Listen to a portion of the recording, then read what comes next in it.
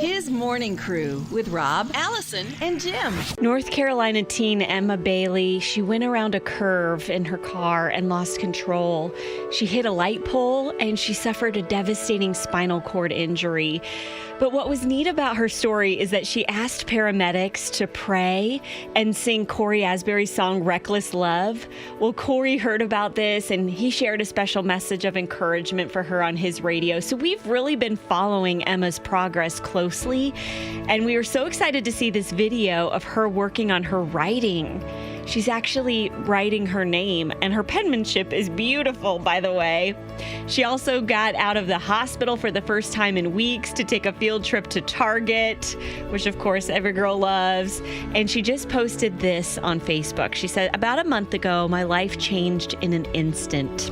On May 25th, I was planning on going to the beach, but God had different plans. This summer, I was planning on going to a mission trip to St. Lucia, but God had a different plan. I feel that God has allowed me to touch more lives through this car accident," she says in quotation marks, "than I have ever could have on that mission trip. The amount of support my family and I have been given is incredible. It would take me forever to thank everyone individually for all the fundraisers, prayers, and meals." Because she says hospital food is yucky. "I believe in the power of prayer and in miracles, so please continue to pray for complete healing." Emma's story is so remarkable that we have an opportunity to do something for Emma coming up in less than 10 minutes. And I can't wait for you to hear what is going to happen for Emma in that hospital. That's coming up on His Radio. Mornings with Rob, Allison, and Jim. About a month ago, just before her high school graduation, North Carolina teen Emma Bailey lost control of her car and hit a light pole.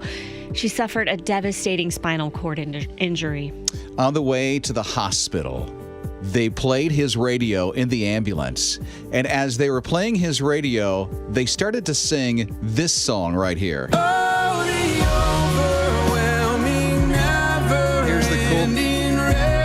Here's the cool thing. Cory Asbury caught word that they were singing this song in Emma's story and had this special message for Emma. Cory Asbury here. I got the email about you earlier while I was in a prayer meeting and really felt the Father whisper to me the song by Jason Upton. It's an old song, and it's Emma, Not Alone is the title of the song. And immediately just tears in my eyes and reading the lyrics, and the verses are, "Don't be afraid, baby, don't you cry. Daddy's here, it'll be alright. You're not alone. And don't be afraid if you scrape your knee. Got a Band-Aid waiting and a kiss for free. You're not alone, you're not alone." And just felt him whisper, "You're not alone. I know it's difficult, but He's with you, and He's the comforter. You're not alone." You're not alone, Emma, Cory is saying to Emma in that special message. Well, it turns out that Cory Asbury and Matt Maher are going to be in concert right up the road from where Emma is in the hospital in August. And we had an opportunity with Scott Watson to show up at the hospital where something very special took place. Well, we wanted to just let you know how much we're thinking of you and praying for you and how much you're loved. Well, we would like to know if you would like Cory Asbury concert tickets. Yeah. He is coming with Matt Maher to Catch the Fire Church in Durham, and that's going to be in August. So we would like to give you some tickets. How about it? Thank you. And there was a whole crowd of people that were in there. She was surrounded by family and friends. They were anticipating what Scott was going to do. She looked so good. The smile on her face as Scott gave her goodies and specialized, humongous looking VIP tickets to see Cory Asbury and Matt Maher in concert in August. That's going to be such a special day. I know this encouragement means so much to Emma and her family. Yeah, so thank you for praying for Emma. We're standing with Emma along with you. She's got a long road ahead of her, but because of you and your prayers, she's making it through, and we're just so very grateful. Emma, we're going to see you at the concert, girl. Okay, that's it. Mornings with his morning crew. It's time for a hedgehog update. Hedgehog update from our producer, Jim Man. Yes. Hedgehog update. We're going to talk about Arbuckle. Arbuckle. I wish my name was Arbuckle. It's kind of a cool name. It is a cool name, especially for a hedgehog. Well, Arbuckle is probably the heaviest hedgehog. I don't want to say fat because that's not good. You did, but it's okay. Whispered it so it doesn't count. Well, the poor fella weighs in at 5 pounds. That is embarrassing. Wow. It's horrible. My. Well, considering the average hedgehog weight is a little over a pound, that is embarrassing. He can hardly walk, which is hard to imagine being 5 pounds and can hardly walk because of all your weight. But they put it into the new Ark Animal Rescue Center where they're putting on a restricted diet. Nice. And they're scattering the food so it has to exercise to get to the food. It walks to the food. I gotcha. Yeah. Isn't that hilarious? You just sounded like the penguin from the throwback Batman series. Well, they sound a lot like hedgehogs. Right. How does the hedgehog sound? I gotta be higher because they're little like that. Huh? That sounds like a scary shower scene in a movie. Oh, okay. Let's end that there. More than just pretty voices. 14-year-old Olivia Cox of Richmond Hill was diagnosed with lymphoma, a rare form of blood cancer. And within hours, on Monday, June 4th, less than a month ago, Olivia passed away. Olivia's mom, Christy, joins us now to talk about her amazing daughter and this mission that she's on. Thank you, Christy, for joining us this morning. Well, thank you for having me. Just know, Christy, we love you, and our family here at His Radio has been praying for you and your family all along. We know that Olivia has been such a joy and continues to touch so many lives. How are you guys? Yes, thank you. How are you guys holding up? It's a minute-by-minute journey. We know that God has a plan, but the pain is still so deep. It's the hardest thing God's ever brought us to. Wow. At the U.S. House of Representatives just over a week ago, Representative Carter took the podium to remember Olivia's life in front of everyone. I rise today to remember Olivia Cox of Richmond Hill, Georgia. A kind-hearted 14-year-old who passed away on June 4th, hours after being diagnosed with a rare form of cancer. We can all be inspired by her passion for life, exemplified in her hobbies and her ability to make everyone around her a little happier every day. Christy, what was that like to see? Well, I didn't hear about it for about a week, I think. The city clerk sent me the link, and I was surprised. Our community has been amazing. They've been so supportive and just offered so much love and food. And, Buddy Carter doesn't live in our community, but he's such a valuable asset to our community because he represents us here. So he's here a lot. And it really meant a lot to know that in some small way, she even touched him to the point that he felt it worthy to talk about her. From what we understand, Christy, Olivia has really touched so many people because of her heart's desire to do one simple thing. And what was that? Just love others and do random acts of kindness. We're hearing all kinds of stories from teachers that are reaching all the way back to even her kindergarten, first grade, just talking about they saw the uniqueness back then. She was solid. She was grounded in who she was in Jesus. And from what I'm gathering, she was not the typical teenager. To us, all of these stories we keep hearing was just normal life for us. That was just Olivia. But other people see it as something extraordinary. For example, she, co-founded a Bible club at school in the middle school, and the pastor that did the service kept saying, but she started a Bible club in a middle school, a public middle school with over 1,800 students. And to us, that didn't even hit as anything unusual because that was just how Olivia was. But we're coming to see now that that's not necessarily the typical teenager. She also has this very unique love for books and making sure that other children get books. And this dream is still alive. Oh, yes, absolutely. They had a booth at the 4th of July event yesterday, and now the family's not really involved in doing this and collecting the books. It was a family friend that asked, could she coordinate this, because I had posted on Facebook that this was Olivia's dream.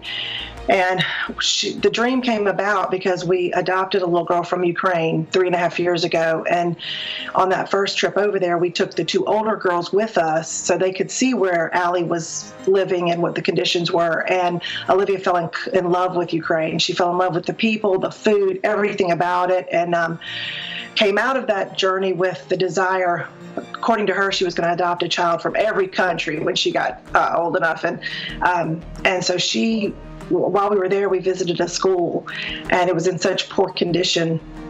And the person that was working in the library area said, we really just would love American books. And so she had the desire to come back and do that. And I'll tell you that that was one of the regrets I had, that I had not actually done that. We have 2 kids with special needs, and so that had kind of been pushed to the back burner over and over again. And so when she passed, and I posted that was one of the things that I really wish we had done, a friend stepped up and said, can I coordinate that for you? And she's done a tremendous job. As of yesterday, I think they had collected over 8,000 books already. Wow. That's a lot of books. That's amazing. I think you could probably use a few more books as well. And we want to help out as a His Radio family. Now, I don't know if you've heard of a group called the Newsboys. But the Newsboys happen to be coming in concert here. It's coming up on July 21st. The Newsboys will be in town. Okay. And since they're in town, we're asking everybody who's going to the concert to bring a book for Olivia. Oh, wow. That's awesome. Oh, that's amazing. Thank you so much. It's awesome. Would you like to be there to see the books come? Oh, that would be awesome. Well, as the books are coming in, we have for you not just tickets, but VIP tickets to go to the Newsboys. Oh, wow. Thank you so much. Oh, wow. I don't even know what to say. I'm not normally speechless, but thank you so much. What do you think Olivia would say seeing all these books coming in for her beloved kids in the Ukraine? She would be ecstatic over this. She would be thrilled, but she wouldn't really like all the attention with her name being out there because she wasn't like that. She liked to do things behind the scenes, but it's amazing to see how God is working through this and this, 12-year-olds to 14-year-olds dream and it coming to fruition. It's just amazing. God is just so good in the midst of our pain. Well, Christy, you have inspired us. Olivia inspiring millions of people around the world, and I can just imagine what God is going to do through this for these kids in the Ukraine. Yeah. Something tells me there are going to be many, maybe thousands that will come to Christ because of this. How honorable that is. And that would be our desire. Can't wait to see you at the concert with these thousands of more books that are coming in. Thank you. That's awesome. Thank you so much. You are so welcome. We love you so much. And please know we'll continue to pray as a His Radio family for you. Rob, Allison, and Jim. Do you guys cry at weddings? No. All the time. Never. Always. No. There's nothing wrong with crying at weddings. Cry, and baby. I know, Rob Dempsey, even you would have cried at this one. Really? Hayden got married, and her flower girl was 3-year-old Sky, a little girl who wouldn't be here today if it weren't for Hayden donating her bone marrow to save little Sky's life. I walked up and I just dropped to my knees, and all I could do was smile. Little Sky was diagnosed with leukemia 2 years ago, just before her first birthday, and Hayden, thankfully, had signed up for Be the Match. And this is how she was connected with Sky. So for Sky's 3rd birthday, after, the surgery and the bone marrow donation and all of that, Hayden sent a gift to Sky. And along with that birthday gift was an invitation to be her flower girl. And the doctors gave the all clear, so Sky was so happy to be a part of Hayden's big day. Oh, my. Mm-hmm.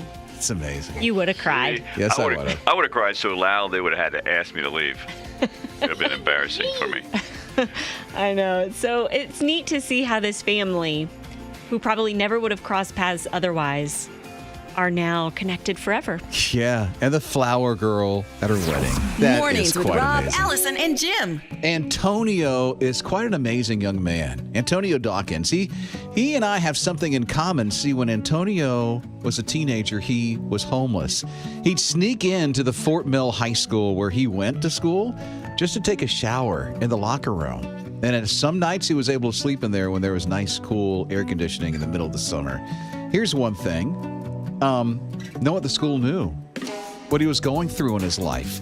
See, he kept it a secret, and a few friends found out, and just like a movie, a family took him in.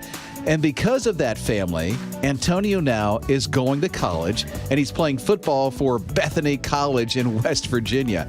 He just told Brett McCormick at the Herald what keeps him motivated in college. That make it easier for me, just thinking about like where I came from and how my life been. That just motivate me to be different for my younger siblings and everybody else in my family. So that just give me motivation to just keep driving, keep pushing.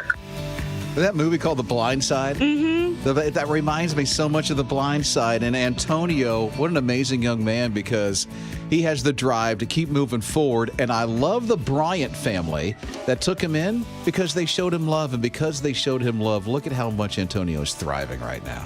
Absolutely. And it'll be interesting to see how having him as a role model will impact his younger siblings. Yeah, and that could be so cool. That'd be great to see him in the NFL one day. You have another movie. See it. He wants to get into entertainment, believe it or not. I was just reading about him wanting to be an entertainer. He might be the program director for a radio station. That'd be cool. There you go. Yeah. Oh, he's pointing at me. Because that happened in my life. See? Or he might even go higher and have my job. And the executive producer of his morning crew? Big. Well, you dream, Tony. It just might happen for you. Mornings with Rob, Allison, and Jim. Losing something on vacation just absolutely stinks, especially when you lose cash. It makes it worse.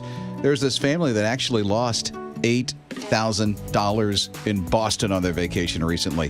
The mom lost her purse, realized when she was in a coffee shop it was gone, and she's sitting in the corner.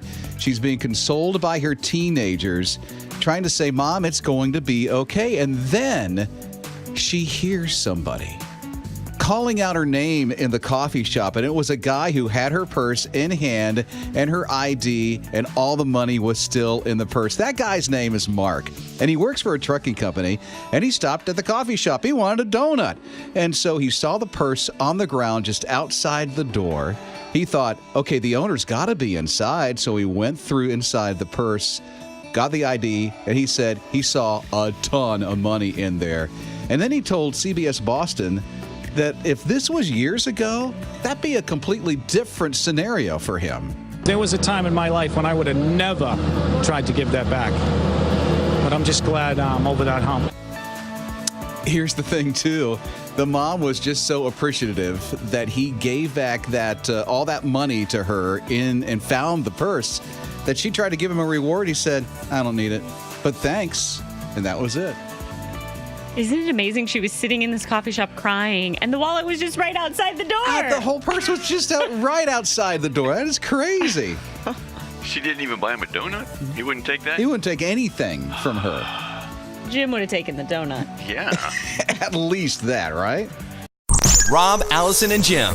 Here's one thing you'll learn about our producer, Jim Mann, if you haven't already. And it's his strong feeling for cats. Yeah, and we are privileged and we are honored to have yet another cat story from Uncle Jim. Jared Yost, he is a landscaper. He was doing a little landscaping work the other day when he saw a little kitten hiding out under some Stuff? shrubbery and stuff. Rubbish? Yeah, just hiding. And he thought, oh, the poor little thing, it's going to go out on the road and have some trouble. So he took the little kitten home to his family, and he called the vet to make an appointment the next day and bought some cat food and stuff like that. And but overnight, the cat started meowing, and this is how it sounded. Whoa. Holy mackerel. That's no kitten. That's not that kitten. Sounds like a hawk. I know. Are you sure you got the right thing there? I am so sure. Rob. Because it's a bobcat. Oh. That's a bobcat. Is that what they sound like? Yeah, you've never heard a bobcat? No. Well, that's it. And so they sent it to the Minnesota Wildlife Rehab Center. And they're taking care of it from there, and they'll put it back out into the wild and stuff like that. But, ooh, that was close. Because if they kept that and they grew up a little, and it's like the size of their dog, maybe they'll know by then. Oh, my goodness. I could just imagine this family telling this story for years to come around the Thanksgiving table. Like, remember when Dad brought home the bobcat? Way to go, Dad. Kind of redefines this song. What kind of cat hangs out in your house? Bobcat. What kind of cat hangs out in the alley? Alley cat. What kind of cat is a chocolate candy bar? Kit Kat. Yeah. What kind of cat are you? What kind of cat are you? I'm a bobcat. Tell me true. What kind of cat are you? I'll give you those clues. What kind of cat are you? That's my whiskers. His Morning Crew. Which I understand that Jim Man has some very important, valuable information you need to know today. Yes, update on cheese. I'm here for you. This is the Cheesy Report. I read the USDA report like weekly. I know you guys do too, right? Everybody, Rob, you have this. Don't have to because Jim will read it to us. And yes. That's when we have nap time.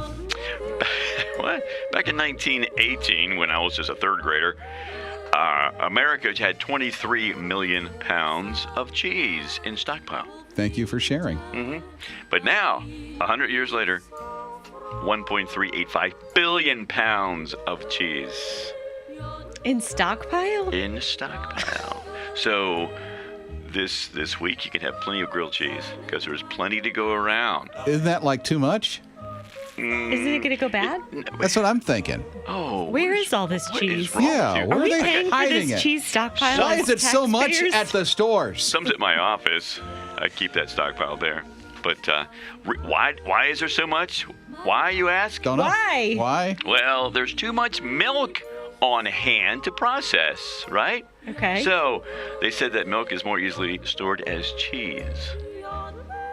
This is so weird. I know. Thank you for sharing. But my life is enriched. Mm-hmm. So I store my milk as cheese. I can think of other things I'd rather store my milk as. You don't like cheese? Ice cream? Hello? You're just not a health nut like I am. Oh, yeah, right. He's a health nut, right. What? You know, it's interesting. Do you stockpile anything? Allie, do you stockpile anything? You save a lot of stuff? If I come across a good deal, I will clear a shelf. Coupons. Okay. Yeah. Coupons. No. No? You were saying coupons. Were you just saying Allie yeah. does the coupons? You're pointing fingers I am, at Allie. I Okay. Stockpiling coupons is not a bad thing. I would, if I knew like my favorite flavors were going out, I would definitely stockpile things like ice cream, as I mentioned before. Order. Easily stockpiled. Order.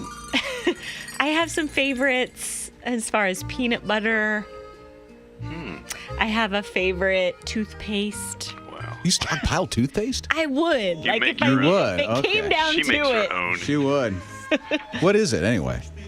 I like Crest, the whitening one. The whitening crest. I like That's the why when darkening she one. smiles, her teeth go sling and sparkle just like that. Okay, so here, this is interesting. I don't know if you'd stockpile anything, but what would you stockpile so you would never run out? Or maybe you do that. Be interesting to know. 800-447-7234. That's 800-447-7234. You can call and text and join in the conversation with His Morning Crew. Mornings with His Morning Crew. Looks like our producer, Jim Mann, on his radio has some tech knowledge to share with you.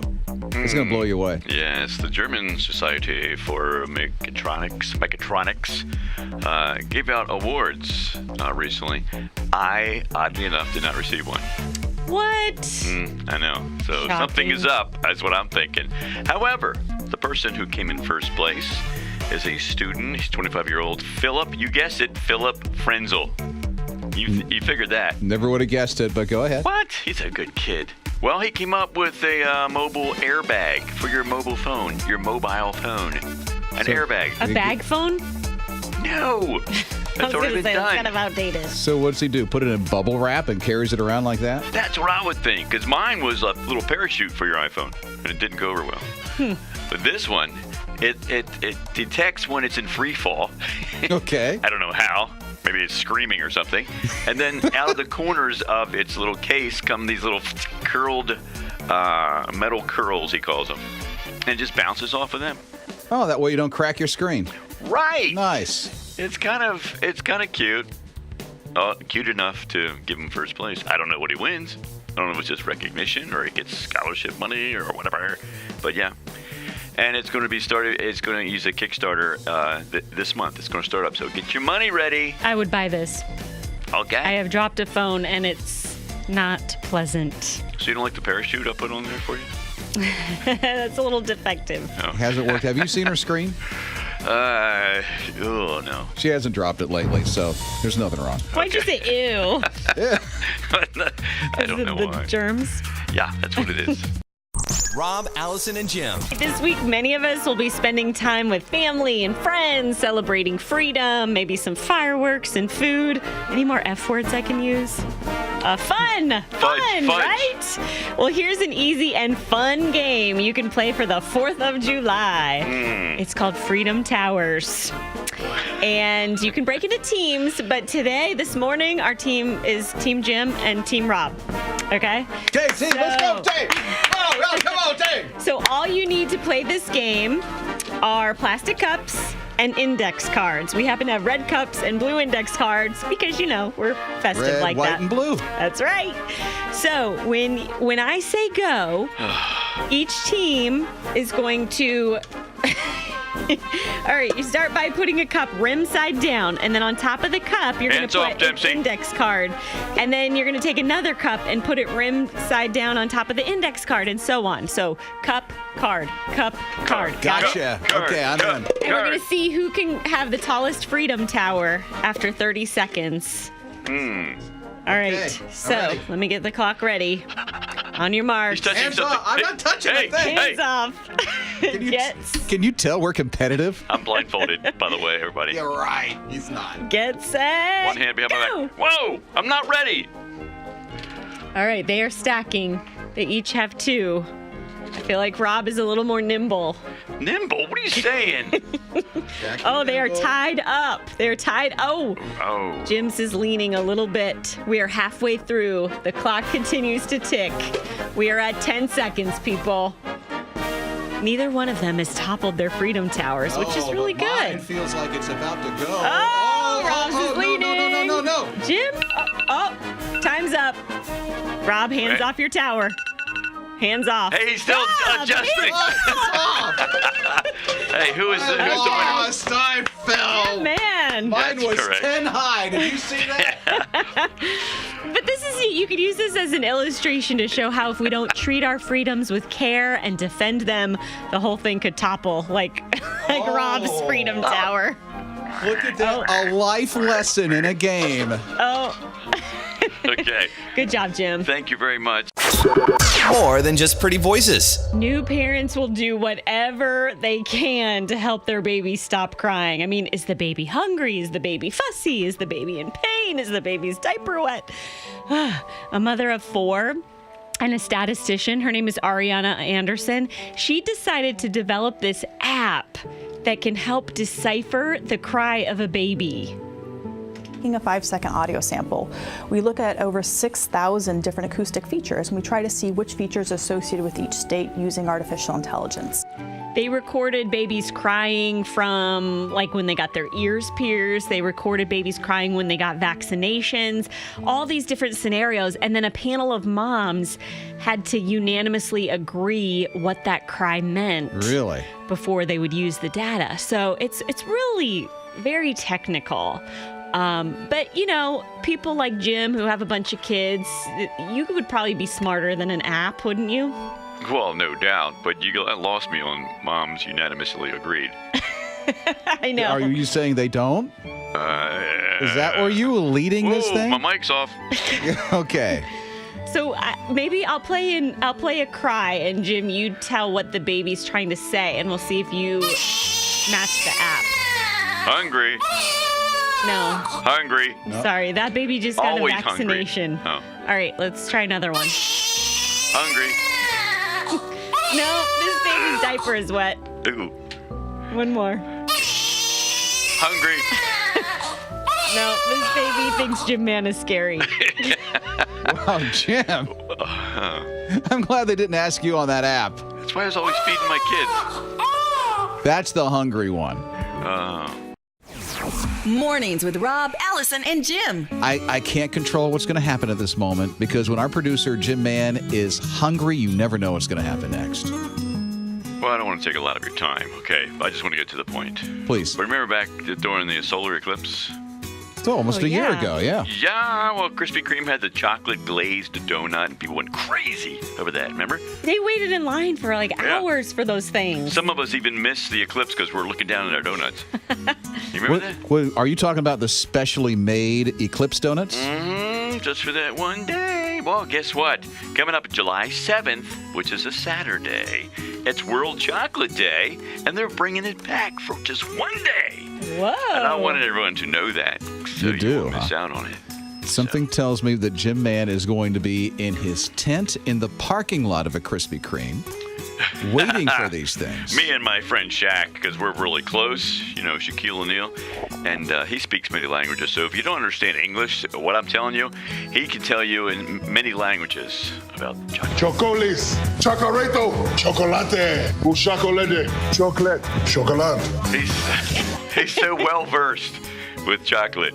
So, you know, you probably picked up on whatever language you speak. You picked up on chocolate. The World Chocolate Day coming up July 7th. Rob is going to go crazy. He's got a little outfit he wears for this day. Oh, I do? Mm-hmm. Oh, thanks for letting me know. Yeah, it's great. So enjoy. His morning crew. I would like to welcome you to the Sammy Show this morning. If you're new to the family, Sammy is Allie's little 5-year-old. Okay, and he's very shy, so we got to try to lift him out. I'm not shy. I stand corrected. You were wrong, Mr. Wong. That's right. Okay. All right. Hey, Sammy, remember what I said? You don't need to yell. You don't need to yell. I have another Komodo dragon book to read. So, Sammy and I read a lot of books. He just finished his 48th book to get his medal today at the library for summer reading. Nice. So we're really excited. The book we read yesterday is called Komodo Dragons and Geckos. Yes. And you guys, I learned some crazy things, didn't we, Sammy?